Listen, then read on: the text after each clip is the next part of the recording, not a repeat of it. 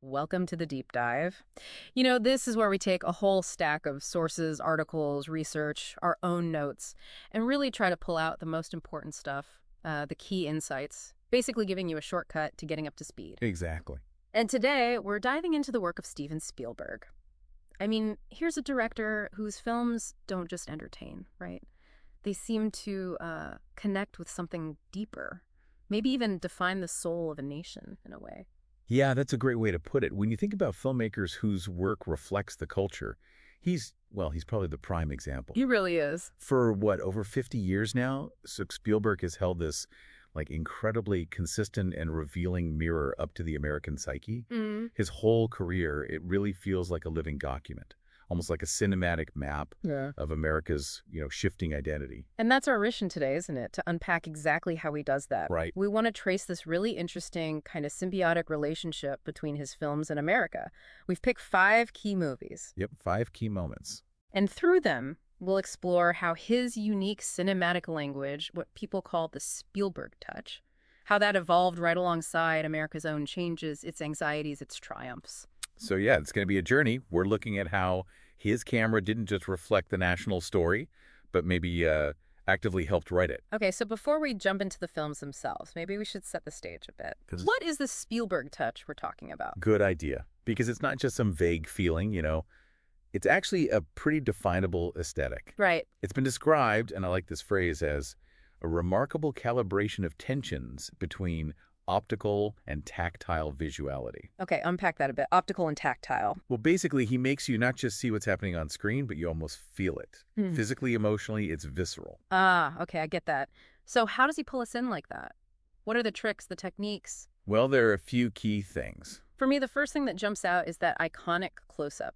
You know, the one on a character's face reacting with total wonder or maybe terror? Oh, yeah, the Spielberg face. Exactly, the Yeah. Spielberg face. It creates this immediate empathy, right, and suspense. You're right there with them. Totally. And then there's his camera work. It's famous for being incredibly complex, kinetic. You mean how it moves? Yeah. He often combines movements like dollying, craning, tracking, all at the same time. Oh. And it's not just flashy. It's all about immersing you, the viewer, completely in the action, making you feel like you're right there. And the themes he keeps coming back to. Fractured families, that's a big one. Huge. Ordinary people suddenly thrown into these extraordinary situations. And a lot of that, seems rooted in his own childhood, his parents' divorce, feeling like an outsider. Right, that makes sense. And look, we absolutely have to talk about John Williams. Oh, impossible not to. Their collaboration is just legendary. Those scores, Yeah. they're not just background music. They are so potent, so deeply woven into the films, you honestly can't separate them from the emotional impact, the cultural impact. Yeah, the music is practically another character in the story. So, Right. okay, with that kind of framework, the Spielberg Touch, we picked 5 films. 5 films, 5 eras. We see them as like 5 acts in a larger drama about America's changing identity. Sounds good. What are they? We've got Duel from 1971, then Jaws in 1975. Big one. Oh, yeah. Then Raiders of the Lost Ark, 1981, E.T. the Extraterrestrial from 82, and jumping way ahead, Bridge of Spies from 2015. Okay, quite a range there. So Yes. let's start at the beginning. Duel, 1971. Right, the early 70s. Mm-hmm. What was the mood in America then? It feels like a really distinct period. Oh, it definitely was. You had this real sense of cultural fatigue, Yeah. the hangover from Vietnam, Mm-hmm. deep political cynicism, Watergate was brewing or had just broken, and this pervasive feeling of paranoia. Richard Hofstadter called it the paranoid style in American politics. So what did that actually feel like for people? How did it show up? Well, you saw it reflected in the movies, for sure.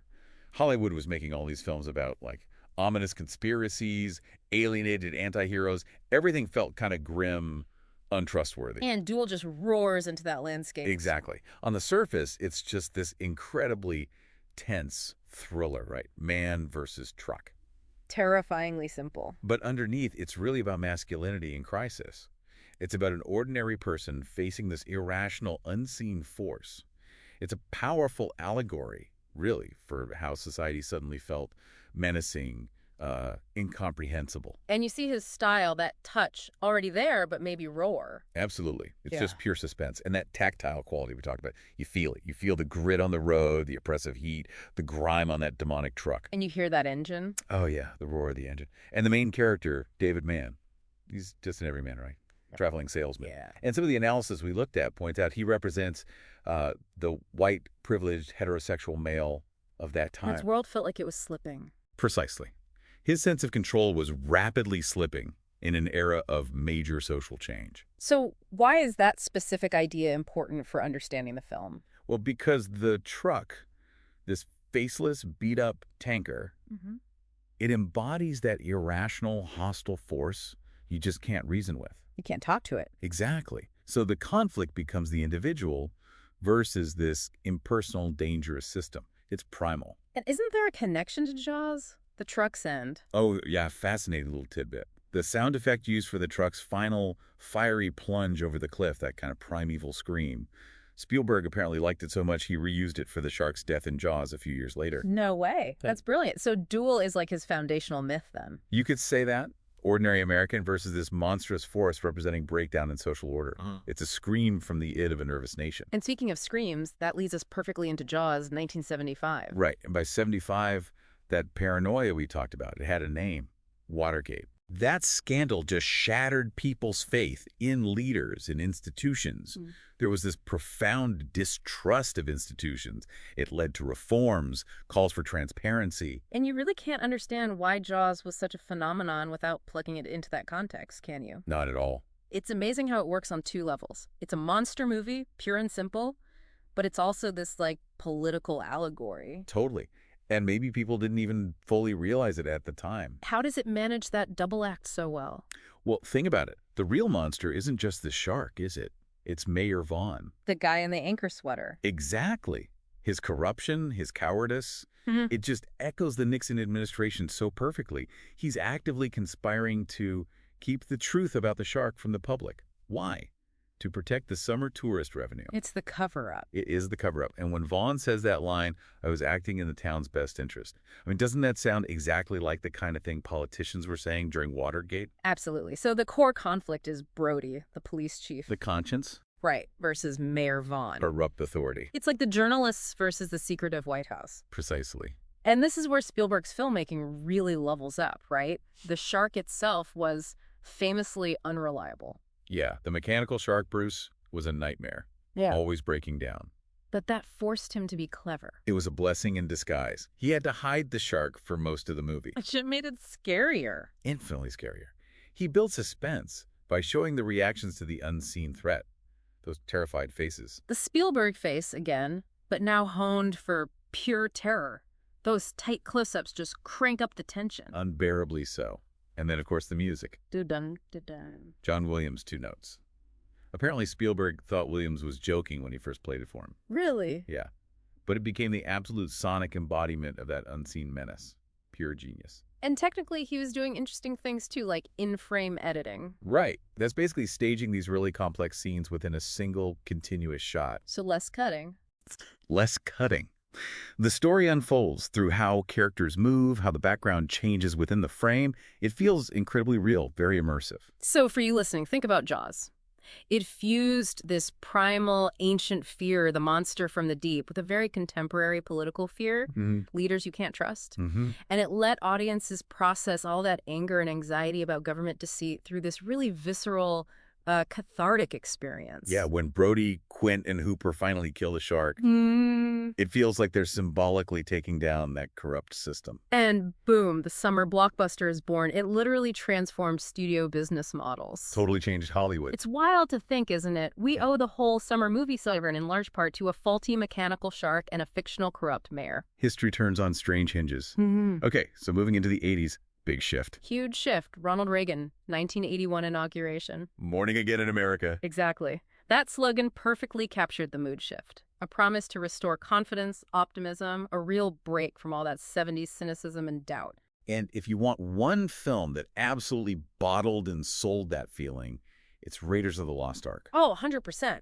Released the same year, 1981, it is the cinematic equivalent of Reagan's optimism. It's this joyful, totally deliberate rejection of all that 70s ambiguity and darkness. Yeah, it's like a warm bath of nostalgia. It's explicitly a nostalgic recreation of classical Hollywood. Yeah. A direct homage to those old adventure serials from the 30s and 40s. And Indiana Jones. I mean, could you design a more perfect Reagan-era hero? Right. Rugged, resourceful, totally unapologetically American, and morally unambiguous. Good guys are good, bad guys are bad. And the bad guys are Nazis. Cinema's ultimate clear-cut evil. Which means you can have all this thrilling action without any moral hand-wringing. It's just fun. Exactly. And audiences were hungry for that. There was this real desire to experience, once again, the same kind of viewing pleasure that Hollywood offered in the classical period. People wanted heroes again. And Spielberg delivers. His style here is just muscular, kinetic.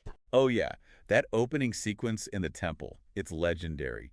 A masterclass in visual storytelling. You barely need the dialogue. You really don't. Oh, yeah? Didn't Steven Soderbergh do that experiment? Recut it without dialogue? Yeah, just to show its incredible visual efficiency. It tells you everything through action and staging. And the camera's just constantly moving, fluidly. Yeah. Using those compound shots. We mentioned cranes, dollies, tracks, all working together to just sweep you along. It's exhilarating. And the music. The Raiders March. John Williams, again, delivering the perfect sonic counterpart to Reagan's optimism. It's bold, heroic. It became an instant cultural anthem for American confidence. So if we zoom out, what's the bigger picture here? How does Raiders connect to the moment? Well, some sources argue it functioned as a kind of cultural rearmament. Interesting term. Yeah, it landed just as the Reagan administration was ramping up defense spending. Yeah. Film's nostalgia, it's postmodernism. It's described as profoundly conservative in the sense that it uses old, familiar forms, the adventure serial, to basically uphold and rebuild the cultural status quo. So it's using the past to make people feel good about the present. Pretty much. It reinforces traditional values, American strength, clear morality. After a decade of questioning all that, it made Americans feel powerful, heroic, and proud again. But okay, even with all that Morning in America confidence, there was other stuff going on, right? Under the surface. Absolutely. Right. Especially in the suburbs. A quieter kind of anxiety was brewing. You're talking about families. Yeah, the divorce rate actually peaked right around then, 1981.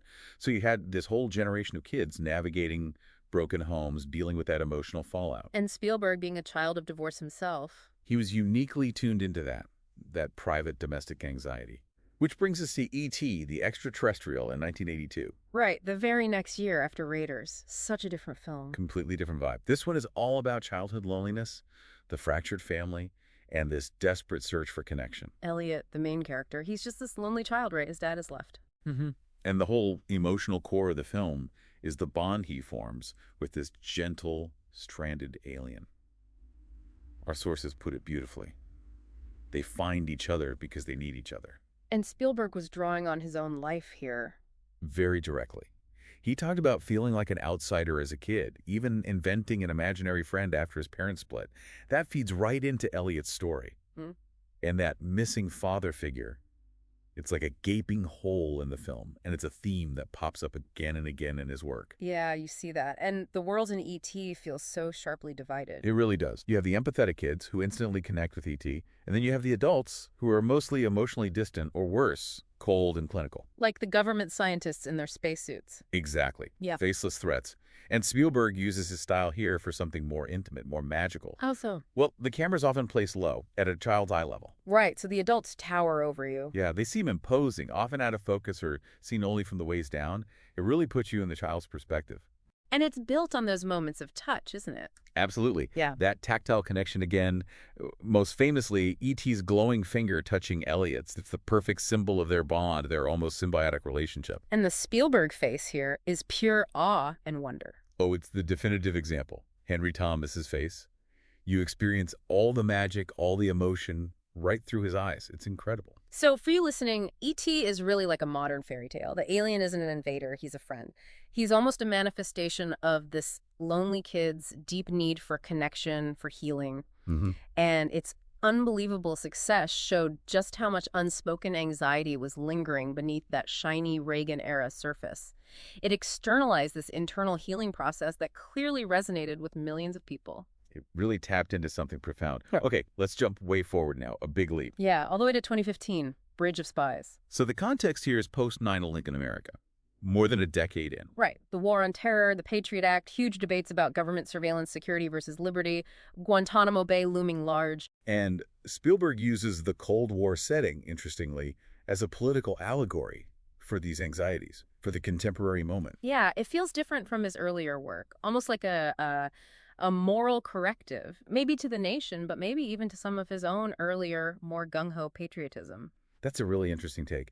The hero here, James Donovan, the insurance lawyer played by Tom Hanks, he represents a very different kind of patriotism, doesn't he? Totally different. It's not flashy. It's quiet. It's principled. His strength is this unshakable integrity, this deep commitment to the Constitution, to the rule of law, which he insists has to apply even to an accused Soviet spy. He keeps saying everyone deserves a defense. Right. He's this archetype called the standing man, the person who holds fast to their convictions, no matter the personal cost.